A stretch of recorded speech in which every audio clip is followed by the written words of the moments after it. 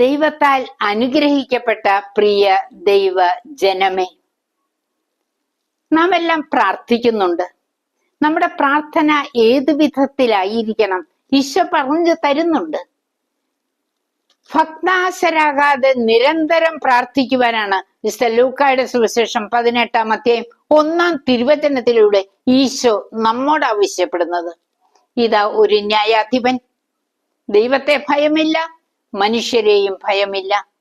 ഇതാ ഒരു വിധവയ്ക്ക് നീതി നടത്തി കിട്ടണം, വന്ന് വിളിച്ചപേക്ഷിച്ചു, ന്യായാധിപൻ അനക്കമില്ല.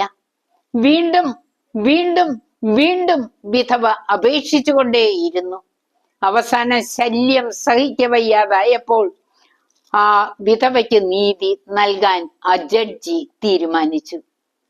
പ്രിയപ്പെട്ടവരെ, ക്യൂബ നിരീശ്വരത്വത്തിൽ മുങ്ങിയ കാലഘട്ടത്തിൽ ഇതാ മാർപ്പാപ്പ ദിവ്യബലിക്ക് ശേഷം മുട്ടുകുത്തി ഒരു ജപമാല ക്യൂബയ്ക്ക് വേണ്ടി സമർപ്പിച്ച് പ്രാർത്ഥിച്ചു.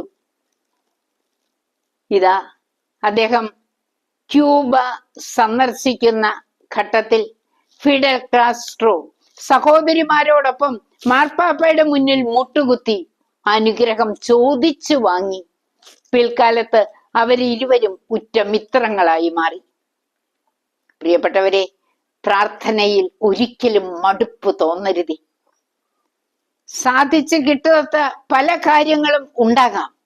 എന്നാൽ ഏതെങ്കിലും ഒരു ഘട്ടത്തിൽ ദൈവം നമ്മുടെ പ്രാർത്ഥനയ്ക്ക് ഉത്തരം തരും. ദൈവത്തിന്റെ സമയത്തിന് വേണ്ടി കാത്തിരിക്കണം. എല്ലാവർക്കും ദൈവത്തിന്റെ കൃപ നിറഞ്ഞ അനുഗ്രഹം വർഷിക്കപ്പെടട്ടെ. എല്ലാവരും അനുഗ്രഹിക്കപ്പെടട്ടെ. എല്ലാവരും പ്രാർത്ഥനയുടെ വ്യക്തികളായി മാറട്ടെ. ആമേൻ.